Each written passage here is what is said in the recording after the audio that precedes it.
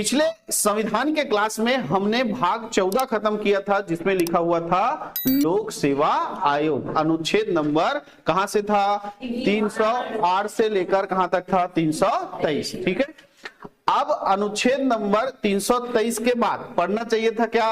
324 भाग 15 पढ़ना था, लेकिन बीच में संविधान में एक भाग जोड़ा गया है, भाग 14 का। तो पहले हम पढ़ेंगे भाग 14 का, जिसमें लिखा गया है प्रशासनिक अधिकरण। प्रशासनिक अधिकरण ये मूल संविधान में नहीं था। ये जो भाग है कल है, मतलब मूल संविधान में नहीं था। तो मूल संविधान में नहीं था तो कब जोड़ा गया, ये क्वेश्चन आता है। तो भाग 14 का जो है 42वां संविधान संशोधन 1976। 42वां संविधान संशोधन 1976, इसमें क्या किया गया? संविधान में शामिल किया गया या संविधान में जोड़ा गया है ना। तो भाग 14 का को संविधान में कब शामिल किया गया? तो संविधान को संशोधन किया गया, कौन सा? 42वां। कब किया गया? 1976। और भारतीय संविधान में एक भाग जोड़ा गया भाग 14 का, जिसमें लिखा गया प्रशासनिक अधिकरण, और इसके लिए अनुच्छेद बनाए गए 2। तो अनुच्छेद कहां से खत्म हुआ था? 323 से। तो 323 का और 323 खा, 323 का और 323 खा, यानी भाग 14 का, जिसमें प्रशासनिक क्या है? अधिकरण। उसमें कितने अनुच्छेद है? तो 2 अनुच्छेद है, अनुच्छेद नंबर 323 का और अनुच्छेद नंबर 323 खा। क्लियर है? पहले समझते हैं ये प्रशासनिक अधिकरण होता क्या है, बनाते क्यों है। ठीक है, अधिकरण का मतलब होता है एक आयोग जो जांच करता है। अधिकरण का मतलब एक समझ सकते हैं कि एक आयोग है जो क्या करता है? किसी भी चीज का जांच करता है। अब ये प्रशासनिक अधिकरण का मतलब ये है कि जितने भी लोक सेवक हैं, जितने भी लोक सेवक आईएएस, आईपीएस और आईएफएस है ना, ये अधिकारी हैं, इनके भी पदोन्नति में, स्थानांतरण में, वेतन वृद्धि में, इसमें कभी कभी सरकार और उन लोक सेवकों के बीच या आपस में लोक सेवकों के बीच क्या हो जाता है? कुछ खींचातानी हो जाता है, विवाद आ जाता है। ठीक, तो फिर ये दोनों विवाद निपटाने के लिए कहां जाएंगे? न्यायालय में। तो न्यायालय में अगर जाएंगे मान लो, तो ऐसे ही न्यायालय में बहुत सारा केस अटका है। अब इधर मान लो कलेक्टर का ट्रांसफर वाला केस चल रहा है, तो ट्रांसफर का कलेक्टर का ट्रांसफर करेंगे कि उसका केस का इंतजार करेंगे? अब इधर पूरा काम रुक सकता है। बड़े अधिकारियों, भाई आप बड़े अधिकारियों के पदोन्नति, स्थानांतरण, इसके बारे में अगर केस ही लटका रहेगा तो पूरा इधर सरकार का काम रुक सकता है। इसलिए कहा गया कि अगर लोक सेवकों के पदोन्नति, स्थानांतरण, वेतन वृद्धि कोई समस्या होता है तो उसको न्यायालय में न जाकर एक आयोग में निपटारा करेंगे, जिसका क्या नाम दिया गया? प्रशासनिक अधिकरण। तो समझ में आया इसका निर्माण क्यों किया जाता है? लोक सेवा के लोग, जितने भी लोक सेवक हैं, लोक सेवक मतलब अधिकारी लोग हैं, आईएएस, आईपीएस, आईएफएस, इन लोक सेवकों के स्थानांतरण, पदोन्नति और वेतन वृद्धि में उत्पन्न विवादों को सुनवाई करने के लिए बनाया जाता है किसको? प्रशासनिक अधिकरण को। किसको बनाया जाता है? प्रशासनिक अधिकरण। तो इसको कौन बनाएगा प्रशासनिक अधिकरण को? तो इसको अनुच्छेद नंबर 323 का के तहत बताया गया है कि इसके गठन करने का प्रावधान किसके पास है? इसके गठन करने का प्रावधान किसके पास है? संसद के पास है। और संसद जो है इस प्रशासनिक अधिकरण को गठित कर सकता है और इसके लिए क्या बना सकता है? नियम बना सकता है। तो संसद ने प्रशासनिक अधिकरण के लिए नियम बनाया है, प्रशासनिक अधिकरण अधिनियम। प्रशासनिक अधिकरण अधिनियम 1985 क्या बनाया है? प्रशासनिक अधिकरण अधिनियम 1985। क्यों बना सकता है? समझ में आया है ना। लोक सेवक हैं, उनके वेतन वृद्धि, पदोन्नति, स्थानांतरण में अगर विवाद हो जाता है तो उसकी सुनवाई करने के लिए क्या बनाता है? प्रशासनिक अधिकरण बनता है। कौन बनाता है? संसद बनाता है। अब संसद बनाएगा तो बना खड़ा भी थोड़ी कर देगा, उसका नियम शर्त लागू करेगा, है ना। तो नियम कानून भी बना सकता है। तो कौन सा अधिनियम लागू होता है अभी? प्रशासनिक अधिकरण अधिनियम 1985। और इस अधिनियम के तहत प्रशासनिक अधिकरण को 3 प्रकार से बनाया जा सकता है। केंद्र के लिए बनाएगा तो वो कहलाएगा केंद्रीय प्रशासनिक अधिकरण, उसको बोलते हैं क्या, CAT, है ना, central administrative tribunal, central administrative tribunal. राज्य के लिए बनाएगा तो SAT, set, state administrative tribunal, और 2 या 2 से अधिक राज्यों के लिए बनाएगा तो उसको बोलेंगे JAT, ज्वाइंट एडमिनिस्ट्रेटिव ट्रिब्यूनल, है ना। केंद्रीय प्रशासनिक अधिकरण, राज्य प्रशासनिक अधिकरण और संयुक्त प्रशासनिक अधिकरण, ऐसा 3 प्रकार से संसद बना सकता है अधिकरण को।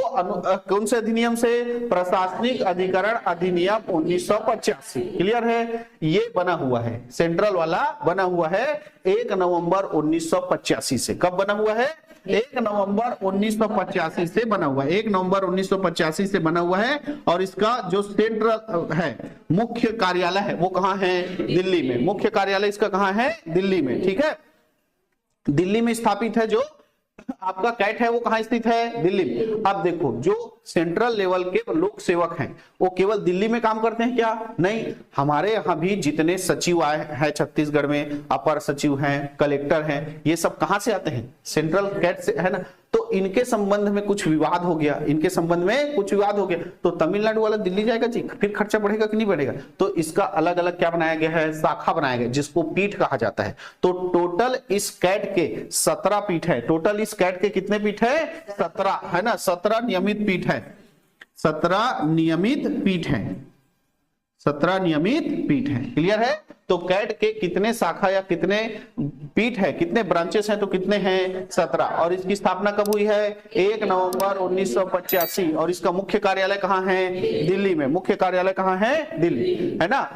अब ये जो कैट है इसमें एक अध्यक्ष होता है, एक अध्यक्ष। अच्छा, इसके सदस्यों के बारे में संविधान में कोई जानकारी नहीं है, लेकिन एक अध्यक्ष है और वर्तमान में 65 अन्य सदस्य है ना। एक अध्यक्ष और कितने सदस्य हैं, 65 अन्य सदस्य। तो एक अध्यक्ष और अभी वर्तमान में कितने सदस्य हैं, 65 सदस्य, लेकिन कितने सदस्य हो सकते हैं इसके बारे में संविधान में स्पष्ट जानकारी नहीं है। और ये जो सदस्य होते हैं इसमें से कुछ प्रशासनिक क्षेत्र से होते हैं और कुछ न्यायिक क्षेत्र से होते हैं, यानी कुछ न्यायालय से लोग होते हैं, जज वगैरह, है ना, और कुछ लोग जो हैं IAS IPS ऑफिसर होते हैं, प्रशासनिक लोग से होते हैं। तो कैट में जो सदस्य है वो किस क्षेत्र से होते हैं, तो प्रशासनिक, और किस क्षेत्र से होते हैं, न्यायिक क्षेत्र से होते हैं, क्लियर है। इन सदस्यों की नियुक्ति जो है राष्ट्रपति करता है। जो भी सदस्य होंगे उसकी नियुक्ति कौन करेगा, राष्ट्रपति करेगा, है ना। तो कैट के सदस्यों की नियुक्ति कौन करता है, राष्ट्रपति करता है ना। और किसकी सलाह से करता है, मुख्य न्यायाधीश के सलाह से, सर्वोच्च न्यायालय के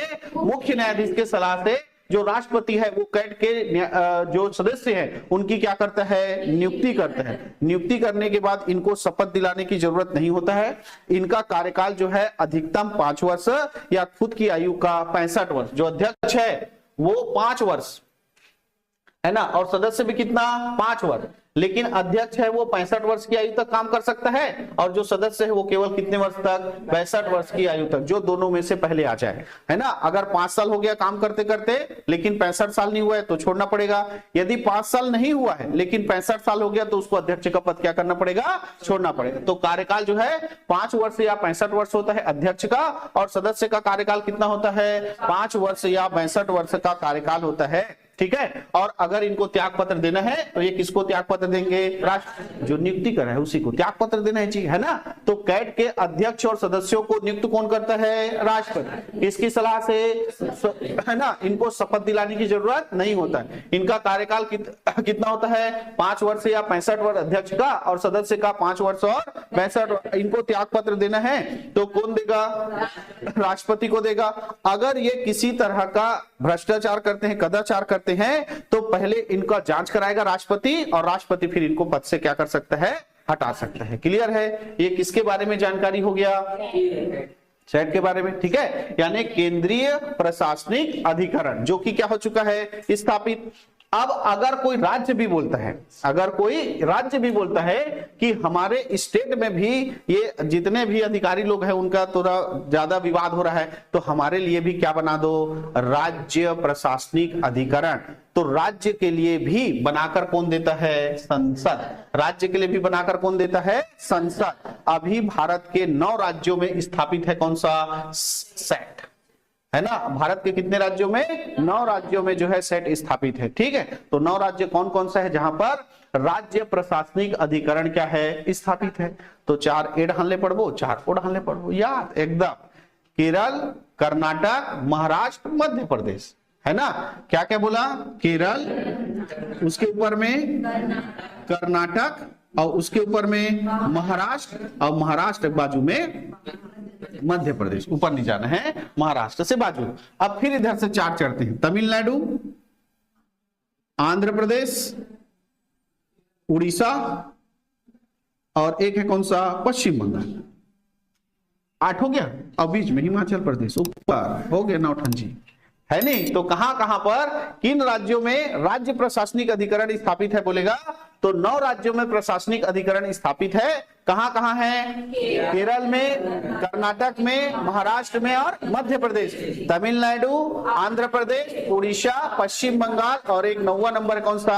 हिमाचल प्रदेश, है ना। इसमें भी जो अध्यक्ष और सदस्य होंगे, अध्यक्ष और सदस्य होंगे, देखो ये कहां के लिए बन रहा है? राज्य के लिए। लेकिन बनाएगा कौन? संसद। कितने राज्यों में बनाया है? 9 राज्य। तो इसमें भी अध्यक्ष और सदस्य होंगे, उसकी भी नियुक्ति कौन करेगा? राष्ट्रपति, लेकिन राज्यपाल के परामर्श से। किसके परामर्श से?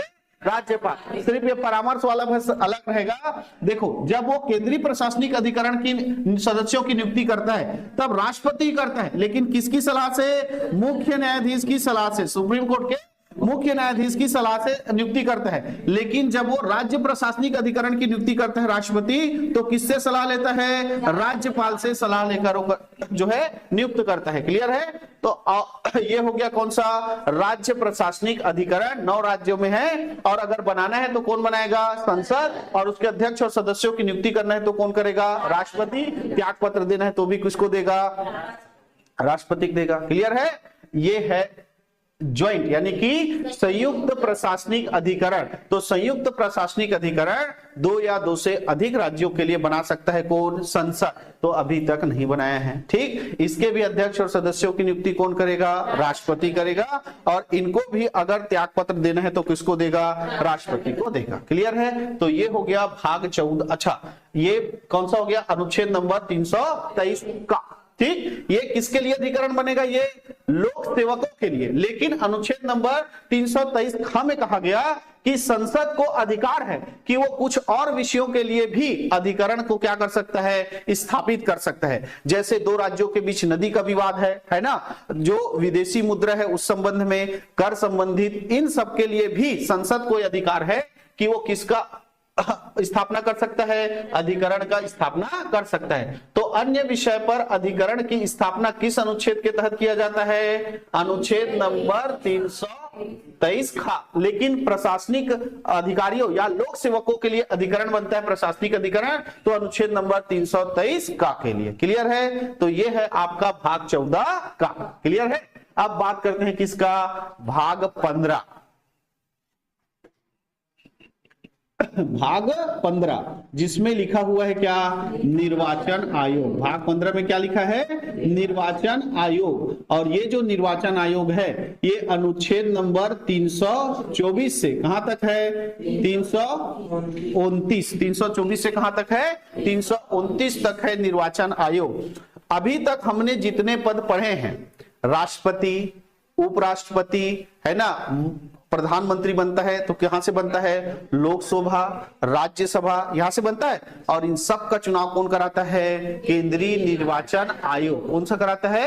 केंद्रीय निर्वाचन आयोग। तो जो निर्वाचन आयोग ये सब चुनाव कराता है वो कैसा होगा, वो सब बताया गया है किसमें? भाग 15 में, अनुच्छेद नंबर 324 से लेकर 329। तो 324 में ही लिखा है, अनुच्छेद नंबर 324 में लिखा है निर्वाचन आयोग। जितने भी संवैधानिक पद हैं उनका चुनाव कराने के लिए जो संगठन, जो समिति बनेगा, जो आयोग बनेगा, वो निर्वाचन आयोग होगा। किसके तहत? अनुच्छेद नंबर 324 के तहत। ठीक है? अनुच्छेद नंबर 324 में जो निर्वाचन आयोग लिखा है तो संविधान में लिखा है, इसलिए निर्वाचन आयोग कैसी संस्था हो गई? संवैधानिक संस्था हो गई। कैसी संस्था हो गई? संवैधानिक संस्था हो गई, है ना। ये जो है इसको समाप्त कर सकते हैं क्या? नहीं, ये है, रहेगा, है ना, हमेशा है। था, है और रहेगा। मतलब कैसी संस्था है? स्थायी संस्था है। कैसी संस्था है? स्थायी। इस पर कोई दबाव डाल सकता है क्या? प्रधानमंत्री बोलेगा ये इला जिता दे ऐसे करके बोल सकता है क्या? राष्ट्रपति बोल सकता है? न्यायालय बोल सकता है? मतलब ये अपने आप में क्या है? स्वतंत्र है ना। तो इस तरह निर्वाचन आयोग जो है स्थायी, स्वतंत्र और संवैधानिक संस्था है। कैसी संस्था है? स्थायी, स्वतंत्र और संवैधानिक संस्था है, जिसकी स्थापना 25 जनवरी 1950 में किया गया। 25 जनवरी 1950 में किया गया है ना। 25 जनवरी 1950। इसीलिए याद करो इस दिन को क्या दिवस मनाते हैं? मतदाता दिवस। 26 जनवरी के एक दिन पहले हमन रैली निकालन, याद करो स्कूल में पढ़े हो? वाह, तुम नहीं निकाले हो, हम निकाले हैं, तेकर से हम याद है नहीं। हम लोग स्कूल में जो जो किए हैं ना वो तुम लोग नहीं कर सकते है कि स्कूल बंक करके क्रिकेट खेलना है नहीं, पूरा दिन भर मैदान में बिताना, कड़ी धूप में क्रिकेट खेलना। अब तो धूप है तहां भाई के मोबाइल में पबजी खेल लेते हैं कहा है नहीं, और चला रहे, अरे बंदा मार रहे कहा है नहीं, अकेला बड़बड़ा रहे क्या? फ्री फायर और पबजी हम लोग पूरा कहाँ बिताते थे? मैदान। वो दिखता ही नहीं आजकल, बहुत कम हो गया है कि नहीं है? एक आध 2 साल में तो पूरा नंदाज ही लगता है नहीं। चलो, तो जब हम लोग स्कूल में थे तो 26 जनवरी के एक दिन पहले 25 जनवरी को क्या मनाते थे? मतदाता दिवस। क्यों? क्योंकि उसी दिन ही किसकी स्थापना हुआ है? निर्वाचन आयोग का स्थापना हुआ है 1950 में। क्लियर है? निर्वाचन आयोग जो है स्थापित हो गया 25 जनवरी 1950। इसमें कितने सदस्य होंगे? कितने सदस्य होंगे इसको भी इसी में बताया गया है ना।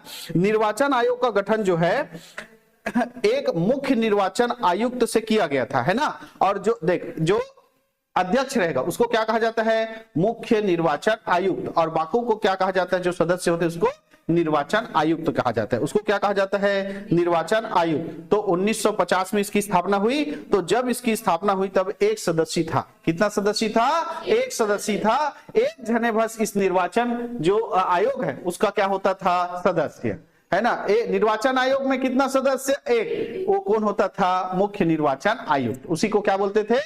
मुख्य निर्वाचन आयुक्त। ऐसा 1989 तक चला। 1950 से लेकर 1989 तक ये कैसा था? एक सदस्य था, एक सदस्य वाला था है ना। तो निर्वाचन आयोग जो है 1950 से लेकर 1989 तक कितने सदस्य वाला था? एक सदस्य वाला था है ना। और पहला जो निर्वाचन आयुक्त बना था उसका नाम था सुकुमार सेन। क्या नाम था? सुकुमार सेन। तो पहले निर्वाचन आयुक्त का नाम क्या था? सुकुमार सेन। ठीक है, ये याद रखेंगे। और 1950 से लेकर 1989 तक ये एक सदस्य था। 1989 में एक समिति बना था जिसका नाम था तारकुंडे समिति है ना। चुनाव आयोग निर्वाचन को कैसे और सरल किया जाए ऐसा करके सरकार जो है समय समय पर क्या बनाती है? समिति बन। तो 1989 में एक समिति बना था जिसका नाम क्या था? तारकुंडे समिति। और इसी तारकुंडे समिति के सिफारिश पर इस एक सदस्य को क्या कर दिया गया? बहुसदस्यी कर दिया। एक सदस्य को क्या कर दिया गया? बहुसदस्यी कर दिया गया। ये केवल 1 साल तक रहा। 1990 में फिर क्या हो गया? एक सदस्य। 1990 में फिर क्या हो गया? एक सदस्य हो गया है ना। सुप्रीम कोर्ट के आदेश से फिर इस संस्था को क्या कर दिया गया? एक सदस्य कर दिया गया। उसके बाद फिर एक समिति बनी जिसका नाम था गोस्वामी समिति। गोस्वामी समिति। और इसी गोस्वामी समिति की सिफारिश पर आज जो निर्वाचन आयोग है वो बहुसदस्यीय है, जिसमें एक अध्यक्ष यानी कि मुख्य निर्वाचन आयुक्त और 2 क्या होते हैं? निर्वाचन आयुक्त। तो 1993 से जो निर्वाचन आयोग है वो एक सदस्य से क्या हो गया है? बहुसदस्यीय। और कितने सदस्यों के साथ चल रहा है? 3 सदस्यों के साथ चल रहा है। एक जो रहता है अध्यक्ष मेन रहता है, तीनों का पावर सेम रहता है, लेकिन 3 जने ना भाई, तो एक झलत ऊपर में रखे लगे नहीं खिंचातानी हो जाए। तो एक ऊपर रहता है उसी को क्या बोलते हैं? मुख्य निर्वाचन आयुक्त। और 2 उसके नीचे रहते हैं उसको क्या बोलते हैं? है ना, निर्वाचन आयोग। तो वर्तमान में निर्वाचन आयोग में 3 सदस्य होंगे, एक मुख्य निर्वाचन आयुक्त और 2 क्या होंगे? निर्वाचन आयुक्त। तो कौन कौन है वो आप लोग कल पता करके आना, और जो ऑनलाइन वाले हैं उन लोग कमेंट कर लेंगे। क्लियर है? तो ये हो गया कौन सा? निर्वाचन आयोग। अब ये जो निर्वाचन आयोग के सदस्य जो आएंगे, जिसको हम लोग क्या बोलेंगे? मुख्य निर्वाचन आयोग, तो इसके योग्यता के बारे में कोई उल्लेख संविधान में नहीं है। क्या योग्यता होगा इसका निर्धारण जो है संविधान में नहीं है। राष्ट्रपति इसको क्या करता है? नियुक्ति। राष्ट्रपति को जिसको लगता है, राष्ट्रपति उसको क्या घोषित कर सकता है? निर्वाचन आयोग का सदस्य। तो निर्वाचन आयोग में जो सदस्य होता है उसकी नियुक्ति कौन करता है? राष्ट्रपति करता है। इनको शपथ दिलाने की भी जरूरत नहीं है। इनको शपथ भी दिलाने का कोई प्रावधान जो है संसद में या संविधान में नहीं किया गया है। ठीक है, ठीक है। अब शपथ नहीं है लेकिन कार्यकाल तो बताना पड़ेगा भाई, किस साल तक काम करना है, ऐसे करके, है नहीं? तो इनका जो कार्यकाल है अधिकतम होता है 6 वर्ष। अधिकतम कितना वर्ष? 6 वर्ष। या खुद की आयु का कितना वर्ष? 65 वर्ष। तो कार्यकाल कितना हो गया?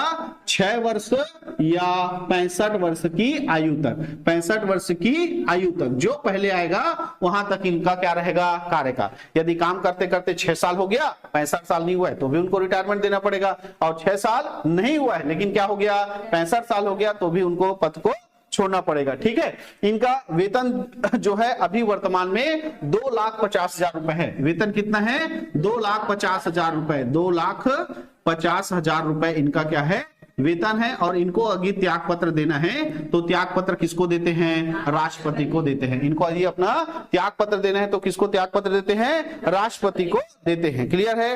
और अगर इन लोग भ्रष्टाचार करेंगे, पता चला किसी को जिताना, जीत रहा था, किसी और को जिता दिया, ऐसा कर सकता नहीं भी। तो अगर ये भ्रष्टाचार करता है तो जिस तरह से हम सर्वोच्च न्यायालय के मुख्य न्यायाधीश को हटाते हैं उसी तरह से इसको भी क्या कर सकते हैं? हटा सकते हैं। यानी महाभियोग जैसी प्रक्रिया। किससे हटाते हैं? मुख्य न्यायाधीश को महाभियोग जैसी प्रक्रिया से हटाते हैं। तो इस निर्वाचन आयोग के सदस्यों को भी महाभियोग जैसी प्रक्रिया से क्या कर सकते हैं? हटा सकते हैं। क्लियर है? और ये सेवानिवृत्त यानी कि इस निर्वाचन आयोग के सदस्य पद से त्यागपत्र यानी कार्यकाल समाप्त होने के बाद कोई भी सरकारी पद ग्रहण नहीं कर सकते। क्लियर है? ये है निर्वाचन आयोग। और निर्वाचन आयोग के सदस्यों के बारे में पूरी जानकारी अनुच्छेद नंबर कौन सा? 324। अनुच्छेद नंबर किसमें बताया गया है?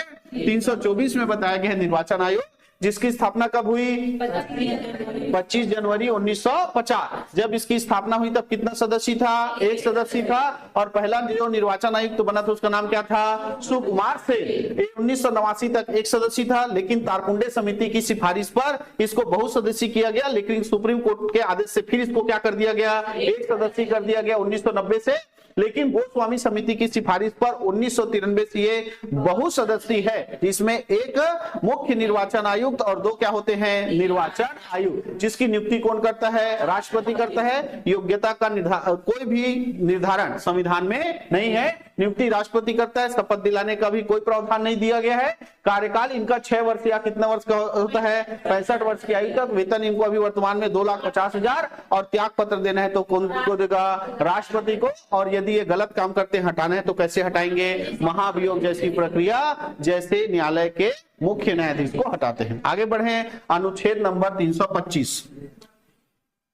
अनुच्छेद नंबर 325 इसमें लिखा हुआ है कोई भी राज्य की सरकार या केंद्र की सरकार, कोई भी राज्य की सरकार या केंद्र की सरकार भारत के किसी भी क्षेत्र में, भारत के किसी भी क्षेत्र में किसी व्यक्ति को जाति, धर्म, निवास, लिंग इस आधार पर मतदाता सूची में नाम जोड़ने के लिए मना नहीं कर सकता। मतदाता सूची में नाम जोड़ने से मना नहीं कर सकता। ये लिखा है किसमें? अनुच्छेद नंबर 325 में, है नहीं? अब करेगा भी नहीं। हमारा सरकार भारी समझदार है नहीं? जेकर नाम हमन जुड़वाबो ते हमला वोट देते, इसे है कि नहीं है? लेकिन संविधान में स्पष्ट लिखा हुआ है कि राज्य की सरकार या केंद्र की सरकार भारत के किसी भी क्षेत्र में किसी भी व्यक्ति को, है ना, कि मतदाता सूची में तेलोधिया तो नाम नहीं जुड़ सके, ते तेलिया तो नाम नहीं जुड़ सके, ते तू हिंदू है, तू मुस्लिम है ना, कि ते गोरा है, ते काला है, ऐसा करके कोई भेदभाव करके मतदाता सूची में नाम जोड़ने के लिए मना नहीं कर सकता, ऐसा लिखा है किसमें, अनुच्छेद नंबर 325। क्लियर है? तो ककरोल भी नहीं जोड़ देना है, हो लड़का के जोड़ दिस मतदाता सूची में बोल दे, वो बोल दिल जाए जी, है कि नहीं? तो किसका नाम जुड़ेगा उसको बताया गया किसमें, अनुच्छेद नंबर 326 में। तो मतदाता सूची में जो नाम जुड़ता है तो उसको क्या बोलते हैं, वयस्क मताधिकार, है ना, वयस्क मताधिकार। जब मूल संविधान बना तो वयस्क मताधिकार की आयु कितनी थी, 21 वर्ष। जब मूल संविधान बना तो 21 वर्ष की आयु जब पूर्ण होता था तब जाके आप मतदाता सूची में नाम जुड़ता था और आप किसमें शामिल हो जाते थे, वयस्क मताधिकार में शामिल हो जाते थे। लेकिन एक समिति बनी थी जिसका नाम था तारकुंडे समिति। इसी तारकुंडे समिति की सिफारिश पर 1989 में 61वां संविधान संशोधन 1989 में इस 21 साल को घटाकर कितना वर्ष कर दिया गया, 18 वर्ष। यानी 18 वर्ष जैसी पार किया आप वयस्क मताधिकार में आ गए, आपका नाम कहां शामिल हो सकता है, मतदाता सूची में शामिल हो सकता। तो कौन वयस्क मताधिकार होगा, ये किसमें बताया गया है, अनुच्छेद नंबर 326। तो इस भाग से आपको दो अनुच्छेद अच्छे से याद रखना है, अनुच्छेद नंबर 324 और 326। ठीक है? 324 में क्या है, निर्वाचन आयोग, और 326 में क्या है, वयस्क मताधिकार। मतलब आप मत डालने के योग्य कब होगो, है ना, इसको किसमें बताया गया है, 326 में, कि जब आप 18 वर्ष के होंगे तब आप मत देने के क्या होंगे, अधिकारी होंगे। क्लियर है? तो पहले कितना वर्ष था, 21। किस समिति की सिफारिश पर, तारकुंडे समिति। ठीक है? इसी के सिफारिश पर कौन सा संविधान संशोधन, 61वां संविधान संशोधन। कब से, 1989 से। क्लियर है? वयस्क मताधिकार। ठीक है? चलो, अनुच्छेद नंबर 327, अनुच्छेद नंबर 327, संसद को नियम बनाने की शक्ति, संसद के नियम बनाने की शक्ति है वो मतदाता सूची पर, है ना, मतदाता सूची पर या परिसीमन, जो हम लोग बोलते हैं ना, परिसीमन का मतलब इतना क्षेत्र लोकसभा का है, इतना विधानसभा क्षेत्र है, ये खैरागढ़ विधानसभा है, ये डोंगरगढ़ विधानसभा, ऐसा बोलते हैं ना। तो वो जितना क्षेत्र को बताता है कि ये खैरागढ़ विधानसभा है, इतना क्या है, डोंगरगढ़ विधानसभा है, तो ये उसका क्या करना है, परिसीमन, है ना। तो परिसीमन करने के लिए और मतदाता सूची तैयार करने के लिए नियम बना सकता है संसद, अनुच्छेद नंबर किसके तहत, 327 के तहत। क्लियर है? अब बात करते हैं अनुच्छेद नंबर 328। ठीक है? कौन कानून बना सकता है, संसद। अब राज्य के भीतर चुनाव होगा, राज्य के भीतर भी होगा, तो राज्य के भीतर राज्य का विधानमंडल भी चुनाव के संबंध में प्रावधान बनाने की क्या दिया गया, शक्ति दिया गया है, अनुच्छेद नंबर 328 के। तो 328 के तहत पावर किसको दे दिया गया, राज्य विधानमंडल को, और 327 के तहत पावर किसके पास है, संसद के पास है। क्लियर है? तो अब चुनाव के लिए, मतदाता सूची तैयार करने के लिए, परिसीमन के लिए नियम बना सकता है 327 के तहत कौन, संसद। अब राज्य के भीतर चुनाव होगा तो उसके प्रावधान के करने की शक्ति 328 के तहत किसको दे दिया गया, राज्य के विधानमंडल को। क्लियर है? और जो भी चुनाव होगा उस पर किसी भी प्रकार से न्यायालय का कोई हस्तक्षेप नहीं होगा, ऐसा बताया गया किसमें, 319 में।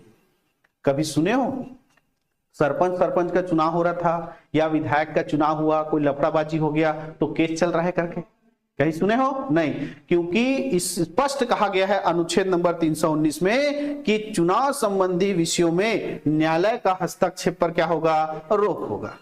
नहीं तो अभी हर चुनाव में कई ठो केस है नहीं, जो हारता हो कहता बैलेट पेपर पे खराबी है, जांच करो, सुप्रीम कोर्ट में केस चल रहा है कि नहीं है? वो जब हारता है तो ही बोलता है नहीं कि क्या है, ईवीएम मशीन में खराबी है इसीलिए मैं हार गया, तो वो केस चलाता। इसीलिए सीधा साफ साफ कह दिया गया, चुनाव आयोग जो चुनाव करा रहा है उस पर जो भी है तो वो चुनाव आयोग फैसला करेगा, उसके अधिकारी फैसला करेंगे। न्यायालय का हस्तक्षेप पूरी तरह से क्या रहेगा, वर्जित रहेगा, अनुच्छेद नंबर किसके तहत, 329 के तहत। तो इस तरह ये पूरा निर्वाचन आयोग के बारे में बताया गया है भाग 15 में, अनुच्छेद नंबर 324 से 329। और इस तरह से हमारा भाग 15 भी क्या हो गया, समाप्त। आगे के भाग की चर्चा करेंगे अगली क्लास में। आज के लिए इतना ही।